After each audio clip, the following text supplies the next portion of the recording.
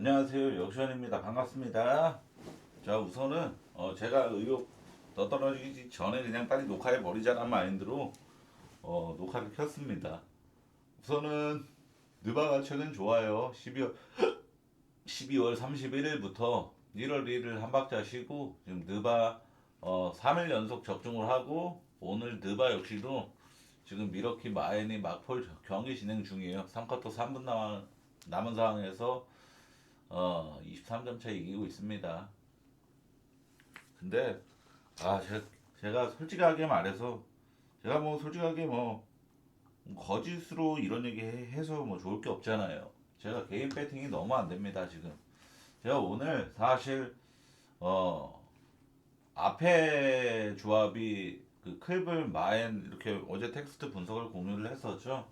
그게 좀 불운하게 죽어서 추가 배팅을 개인 배팅을 들어갔죠. 뭐 여기 멤버십 회원분들께는 추가 조합을 안 갔지만 어차피 뒤에 조합이 남아 있어서 굳이 갈 필요가 없었고 제 개인 배팅만 들어갔는데 뒤에 경기들을 지금 다 순항 중이에요. 멤피스 프레네 언더 받고 오클라호마 언더 그러고 뭐야 또 뭐였더라?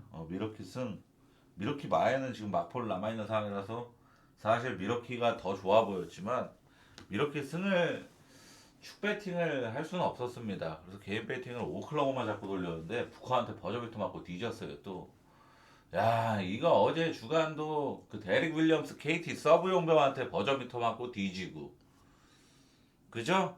야 너무 운떼기가 야 지금 제가 조합표는 지금 NBA 기대치가 NBA한테 몰빵되어 있기 때문에 NBA가 지금 성적은 잘 나오고 있는데 제 개인 배팅이 너무 뒤지고 있어요. 솔직하게. 그러니까 제가 지금 할 맛이 너무 안 나고 좀 의욕이 많이 떨어진 상태인데 근데 그래 더 제가 그냥 마음을 바뀌기 전에 빨리 녹화해 버리자란 마인드로 분석을 빨리 녹화를 켰습니다.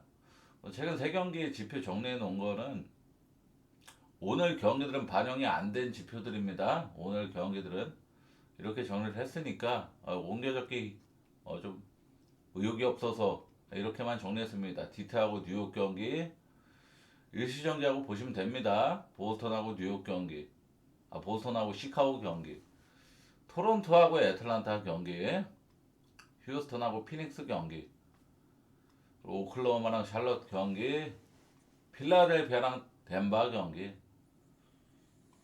클리퍼스랑 골스 경기입니다. 그리고 포틀랜드랑 유타 경기까지 이렇게 다 모든 경기를 정리를 해놨었죠. 옮겨 적기가 힘들어서 옮겨 적지만 않은 것 뿐입니다. 자, 디트랑 뉴욕 경기입니다. 디트가 원정홈 백투백이죠.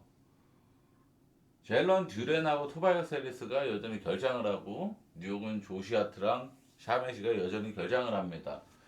디트는 오늘 크랩을 상대로 에너지 레벨 차이와 수비 집중력으로 4점 차로 간신히 승리를 거뒀는데 이 과정에서 이 쿼터에만 이 디트로이트 혼자서 47득점이나 해내면서 대폭발하는 쿼터가 나왔습니다. 이게 승리의 원인이 되었죠. 제니킨스가 25득점을 거뒀는데 오늘 경기에서 이 쿼터에만 3점을 6개 던져갖고 100%로 다 꽂아 넣었습니다. 얘가 원래 기존에도 잘하던 애였으면 뭐 할 말이 없는데 12월 달에 개인이 한 달 동안 20%대 찍던 애였단 말. 평균 득점 4점대에다가. 근데 얘가 정말 뜬금없이 예상도 못했던 경우의 수가 튀어나와서 디트가 화끈한 리드를 잡았고 이 리드를 간신히 지켜내면서 승리를 따낸 경기였죠. 그러니까 디트 입장에서 굉장히 행운이 따른 승리였다고 봐야겠고 근데 디트가 이 과정에서 리드를 지킨 것만으로도 잘한 건 잘한 거죠.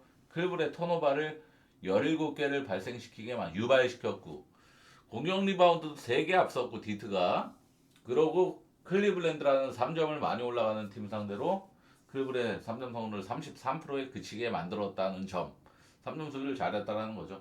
기본적으로 턴오버 유발 공격 리바운드 3개 우위 세컨 찬스 우위 그리고 상대팀 3점 성공률 떡락하게 만든 것까지 그러니까 수비의 힘으로 그러니까 언더가 뜬 거죠. 수비의 힘으로 클블의 추격을 막아 세우면서 승리를 거뒀던 겁니다.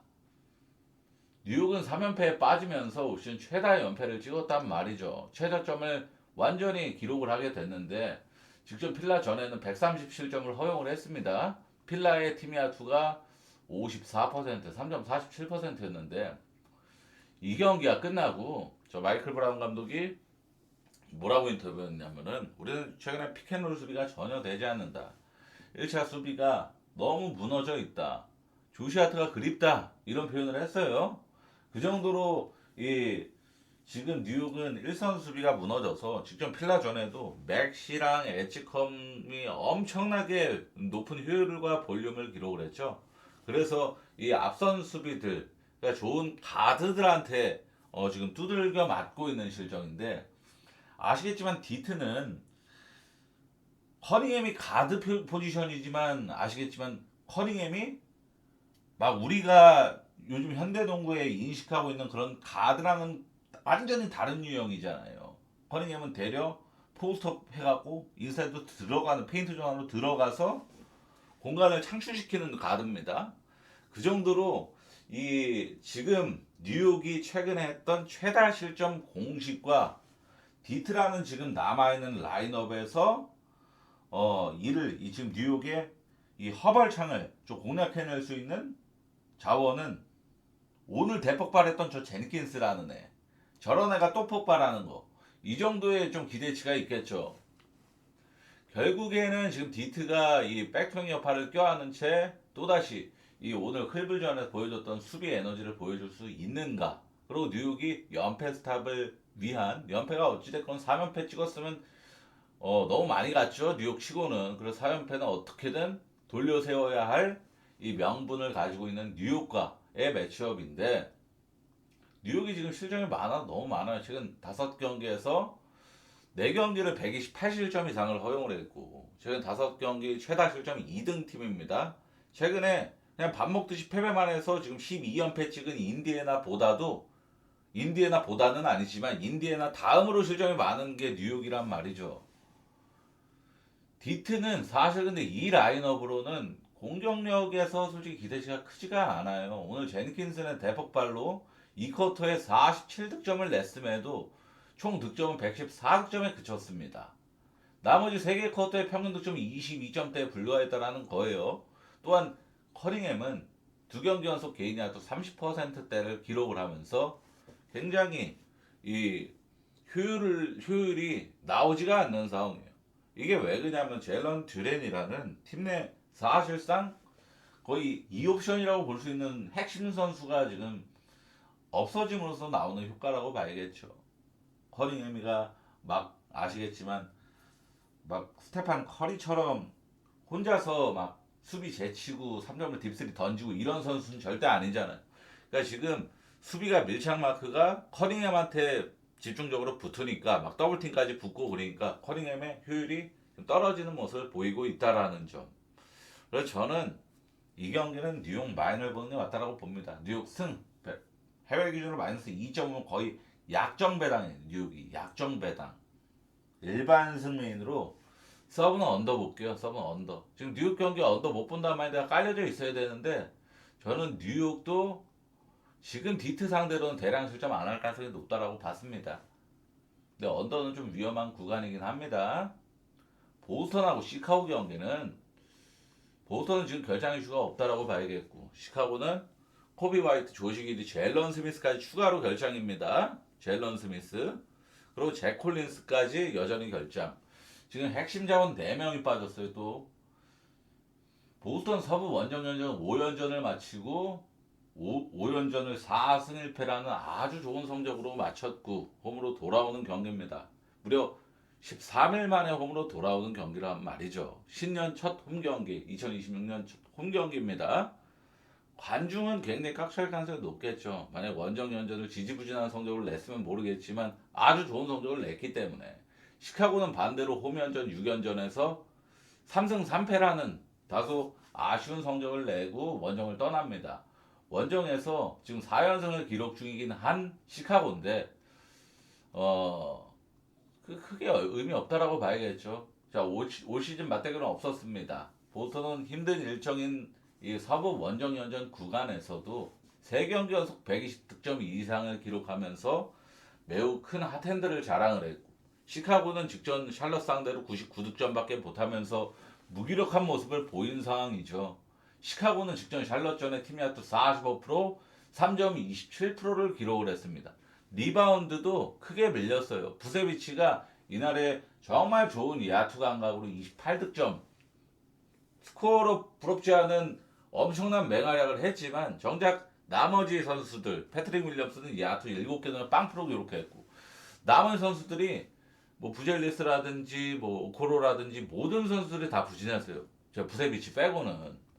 특히 조시 기디와 코비 화이트라는 팀 내 1, 2 옵션이 결장 중인 상황에서 주전으로 출전하고 있었던 이 젤런 스미스까지 물안경 끼고 다니는 얘까지 부상을 당하면서 결장을 확정하게 됐죠. 젤런 스미스는 제가 디테일하게 알아본 결과 최근에 이 시카고가 부상 병동이 되면서 주전으로 출전을 계속 해왔죠. 이 주전으로 출전한 구간에서 뉴올리언즈전에 득실을 맞은 플러스 21, 올랜도전은 플러스 5, 그리고 직전 샬럿전에도 진 경기였지만 얘가 부상으로 라커룸 들어가기 전까지 플러스 6을 기록했단 말이죠. 무조건 상수였던 선수였다는 겁니다. 무조건 플러스 마진만 기록했다. 얘가 이 코트 안에 있는 구간에는 다 상대팀보다 많은 득점을 냈다. 라는 이렇게 연속 경기로 이런 기록이 좀 나와 있습니다. 그 정도로 젤런 스미스가 사실 지금 추가적으로 불상 이탈 결장 확정이 된 게 절대 가볍게 여길 만한 요소가 아니라는 걸 좀 강조하고 싶은 거예요. 젤런 스미스까지 없어진 마당에 10.5라는 이 해외 기준 기준으로 핸들을 받았는데, 지금 시카고의 전력 출혈이 거의 덴버랑 맞먹는 상황에서, 그리고 풀전력의 보스턴이 홈으로 돌아온다는 TD 가든으로 돌아온다는 동기부여, 그리고 최근 흐름 자체가 매우 고점을 보인다라는 점, 보스턴은 엄청난 핫핸드 흐름, 기준점에 쫄 이유가 솔직히 없는 경기예요. 보스턴 마인메인으로 언어가 안 보겠습니다. 원래 보스턴 경기 제가 오바를 안 보고 어지간하면 언더만 보는데, 저도 솔직히 이 경기 만약에 조금 더 마음이 단 0.1%로 더 끌리는 건 언더긴 합니다. 근데 보스턴이 지금 너무 핫핸드라서 이거 언더는 못 간단 말이다. 깔려져 있어야 될 것 같아요. 지금은 토론토랑 애틀란타 경기는 원래는 직전 경기 아시겠지만 기준점에서 아주 넉넉한 해고바였고 엄청나게 달렸고 양팀 야투도 아주 잘 지켰고, 오바 또 보는 게 맞죠. 오바 또 보는 게 맞는데, 근데 어찌됐건 저는 이 경기를 패스로 좀 선택을 하게 됐습니다. 왜냐하면은 자, 직전 리턴 매치죠. 이 경기는 자, 어제 있었던 양팀의 1차전에서 애틀란타 혼자 백투니어가 깔려져 있었던 경기였단 말이죠. 원정 백투백, 제일 체력 소모가 극심하다는 원정 백투백. 그래서 이 백투백 때문에 포르징기스를 결장시킨 경기였습니다. 그리고 아시겠지만 백투닝 여파는 3, 4쿼터에 나와요. 3, 4쿼터 후반에 나옵니다. 애틀란타가 4쿼터에 11득점밖에 못했죠. 11득점밖에 못하는 정말 스무스러운 경기력이 나왔습니다. 근데 이번 경기에 포르징기스가 출전 확정이란 말이죠. 인저리 리포트에 아예 뭐 GT 상태도 아니고 그냥 아예 등록되어 있지도 않은 상태입니다. 근데 제가 확실히 기억하는 거는 포르징기스가 복귀하고서 애틀란타가 장출 연패에 빠졌다가 포르징기스가 복귀한 경기에서 바로 연패를 끊어냈고, 그것도 미네소타 상대로 압도적인 대승으로, 그리고 다음 경기 포르징기스가 정상적으로 출전했던 경기에서 뉴욕 상대로 뉴욕을 99득점으로 묶어내면서 또 대승을 거뒀어요. 그러면은 이 포르징기스가 어찌됐건 있는 애틀란타는 지금 복귀하고 나서 두 경기는 다 100실점 정도밖에 안 한 거예요. 100실점 정도. 그 정도로 실점을 정말 적게 했고, 그리고 대승을 했다라는 겁니다. 그러니까 직전 경기 복사 붙여넣기를 토론토 마이너스 오바를 또다시 볼 여지가, 원래는 기본적으로 정석은 토론토 마이너스 오바 또 보는 것 같아요. 제 생각도 그런데 포르징기스가 어찌됐건 복귀하고 나서 두 경기가 다 뭐 기준점 무시 완전 생 언더에다가 애틀란타가 가비지 역배승을 냈잖아요. 그냥 어설픈 뽀록 승리 오늘 피닉스 마냥 위닝 버저비터 꽂아갖고 정말 운적인 승리가 아니라 완전 가비지 대승을 냈잖아요. 역배 둘 다 역배였음에도 불구하고. 그래서 저는 한 번 더 지켜볼게요. 포르징기스가 어찌됐건 이 존재하는 경기가 또다시 애틀란타 경기가 실점이 압도적으로 안 하는 경기가 나올지를 한번 살펴봅시다. 이 관점으로. 자, 휴스턴하고 피닉스 경기는 자, 오늘 피닉스가 위닝 버저비터를 꽂으면서 이 분위기까지 한껏 후끈 달아올랐어요. 센구니가 결장을 합니다. 직전 댈러스전에 1분 만에 부상을 당했죠. 1분 만에 정확하게 경기 시작하고. 센군이 올 시즌 결장한 경기가 딱 5경기인데 직전 댈러스전 1분 출전한 것도 당연히 결장으로 포함했습니다. 3승 2패로 괜찮아요. 근데 딱 2번 모두 댈러스한테만 진 겁니다. 그러니까 센군이라는 빅맨, 메인 빅맨이 없어지니까 댈러스라는 페인트 좀 파고드는 팀한테 만 딱 졌다라는 거. 그러니까 휴스턴이 이 센군이 없다고 해서 완전히 개판 난다 이 정도의 수준은 아니라는 거예요.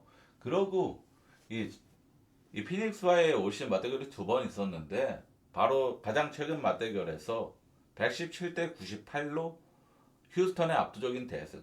이 경기에 오늘과 똑같이 이번 경기랑 똑같이 센구니가 결장을 확정했던 경기였단 말이죠. 센구니가 없었고 대신 지금 오늘 GT 떠 있는 아담스는 출전을 했습니다. 아담스라도 출전을 하는 게 무조건 나아요. 왜냐면은 카페라는 이제 기대치가 너무 없고. 근데 이 경기 박스 스코어를 보면서 놀랐던 게 휴스턴이 공격 리바운드 1등 팀이잖아 올 시즌에. 전 시즌도 마찬가지였고. 근데 피닉스가 되려 공격 리바운드를 2배나 앞섰던 경기였습니다. 2배 이상으로. 이 정도로 공격 리바운드를 압도당한 경기는 저는 거의 본 적이 없어요. 근데 피닉스가 휴스턴 상대로 이 허슬 지표를 완전히 무참히 개발랐습니다. 턴오버도 피닉스가 더 적었죠. 오펜 리바운드도 2배 이상을 많이 따냈죠. 근데 그러고도 피닉스가 가비지 대패를 당한 이유는 슛감 차이. 휴스턴이 팀이 하트 60%, 3.56%라는 완전 절정에 그냥 쏘는 족족 다 들어가는 수준의 슛감을 자랑했던 날이었기 때문입니다. 거기다 피닉스의 팀이 하트는 30%대, 3.10%대 완전히 집 나간 슛감 경기였어서 야투 효율 차이만 근 20%가 났으니 팀이 야투 차이만 절대 이길 수가 없는 경기였죠. 남농하고 여농하고 붙은 수준이 야투 효율이 나왔는데 피닉스가 오늘 오클라호마 전에도 슛감이 좋지 못했는데 거기다 혼자 가장 여파가 심한 원정 백투백 여파까지 깔려져 있었단 말이죠. 올 시즌 백투백 5경기에서 2승 3패. 언더 보는 게 맞는 것 같아요. 언더맨으로 싸운 피닉스 프렌. 자, 올 시즌 2번 맞대결이 모두 압도적인 핵언더였다라는 점. 그리고 휴스턴이 직전 피닉스전에 허슬 지표를 완전히 좋게 기록을 했다라는 점. 휴스턴이 이번만큼은 대량 득점을 하기 힘들 것이다라고 오클라호마도 못한 마당에 오클라호마도 110득점도 못 넘겼죠 오늘.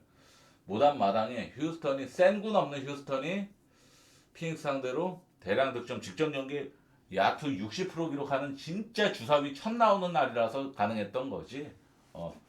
이것도 좀 힘들 가능성이 높겠고. 그러고 휴스턴이 직전 피닉스전에 턴오버를 21개나 기록을 했습니다. 이거는 피닉스의 압박 수비에 고전했다라고 볼 수밖에 없는 턴오버 개수란 말이죠. 21개면 정말 많은 편입니다. 포지션 개수가 되게 적었어요. 포지션 개수가 피닉스가 공격권 자체가 20번 이상이 더 많았습니다. 박스 스코어 보시면 단번에 알아요. 진짜 20번 이상 차이 났네 라는 거 아실 수 있습니다. 그 정도로 엄청나게 피닉스가 경기력면은 더 좋았어요. 사실 경기력면은 휴스턴보다 더 좋았던 경기였습니다. 근데도 야투가 20% 차이 나면 못 이기는 거예요. 공격권이 20번 차이가 나든 50번 차이 나든 야투 20% 차이 나면은 못 이깁니다. 언더메인으로 싸우는 피닉스 프렌. 오클라호마랑 샬럿 경기는 오클라호마가 하필 이 경기가 저는 이 경기는 사실 이 분석 내용에도 좋게는 못 보겠지만이라고 써져 있는데 이거 좋게 볼 여지가 좀 더 생긴 것 같아요. 오늘 졌잖아요. 그럼 내일 경기에서 오클라호마의 빡친 모드를 기대할 수가 있죠. 이 빡친 모드로 인해서 오클라호마의 대량 득점을 좀 기대하기가 좀 더 수월해졌다라고 봅니다. 오클라호마가 우선 이 내용은 어느 정도 배제를 해도 될 것 같아요. 전 돌발 결장을 좀 더 걱정을 했습니다. 우선은 이거는 근데 유효한 게 오늘 GTD 떠 있다가 출전을 했었던 아이지아 조랑 케이슨 월라스 이 두 명의 선수는 백투백 경기인 만큼 결장 가능성 좀 높게 봐야겠고, 근데 오클라호마가 다음 경기가 원정 경기가 아니라 또다시 홈 연전이라는 점, 그리고 상대도 유타 재즈 원정 유타 완전 따라지 팀이라는 점, 이런 것까지 감안하면 오클라호마가 오늘 가뜩이나 져서 로테이션 확률도 더 내려갔다라고 봐야겠죠. 자, 올 시즌 맞대결이 한 번 있었는데 해건도가 났었습니다. 근데 라멜로브라고 브랜드 밀러가 동반으로 결정한 경기가 사실 의미가 크지가 않아요. 그러고 이 크뉴 페리가 이날에 굉장히 부진했던 경기이기도 했습니다. 이 경기가 오픈 기준점이 핸디 16.5, 오클라호마 마이너스 16.5, 언어바 232.5인데 핸디 16.5는 너무 부담스럽고, 좋게는 못 보겠지만 적혀 있죠. 이 경기 좋게는 못 보겠지만 이거는 좀 배제할게요. 어느 정도. 최근 오클라호마 상대로 득점을 잘 해낸 팀들의 박스 스코어를 다 살펴봤습니다. 샌안토니오가 오클라호마를 두 번 연속 잡았었던 그 두 번. 그리고 애틀란타와의 경기에서도 비록 오클라호마가 마인을 찍었지만 애틀란타가 120득점 이상을 기록을 했죠. 득점을 잘하는 경기였어요. 애틀란타가. 이 정확하게 이렇게 세 경기가 있었는데 이 세 경기 모두 상대팀 애틀란타 그리고 샌안토니오 두 번이 모두 3점이 잘 들어간 경기였다는 겁니다. 다 최소 3점 성공률 38%였을 정도로 3점이 다 잘 들어간 경기였어요. 세 번 모두. 근데 샬럿이 최근 5경기에서 평균 득점 118점대랍니다.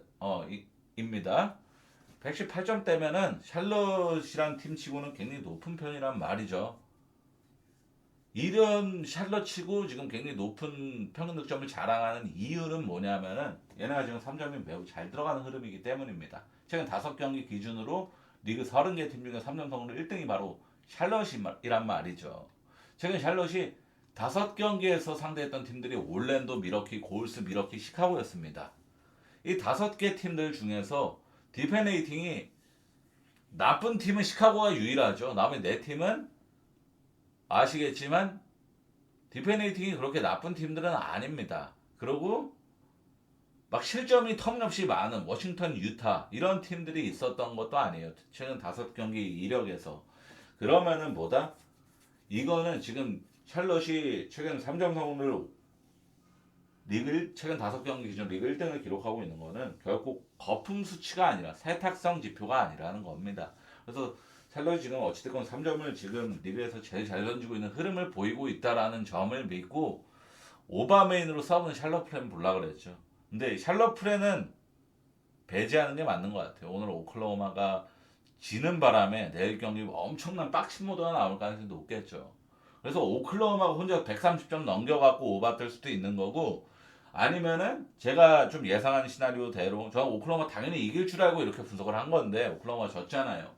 내일 경기에 야투 반등, 야투 폭발, 그러고 압도적인 대승으로 좀 화답할 가능성도 있어서 샬럿 프렌은 배제를 하고 오바 쪽으로만 보는 쪽으로 변경을 좀 하겠습니다. 필라하고 덴바 경기는 우브레, 와포드 결장, 엠비드 출전 가능. 덴버는 발렌슈나스, 요키치, 캠 존슨 여전히 결장을 하고 에런 고든, 크리스찬 브라운이 복귀를 오늘 했었죠. 브루클린 전에 했었지만, 야 지금 핸드폰 봤는데 이게 이렇게 6점 차가 돼 있네요.